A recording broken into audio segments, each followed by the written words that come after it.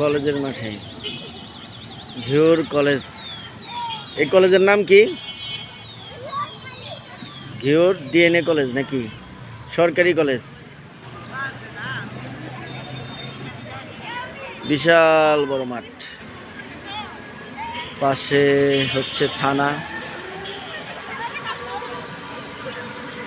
তারপর এখানে হচ্ছে উচ্চ বিদ্যালয়। এটা হচ্ছে উচ্চ বিদ্যালয়। এই বিদ্যালয় থেকে আমি বৃত্তি পরীক্ষা দিয়েছিলাম ক্লাস 5-এর।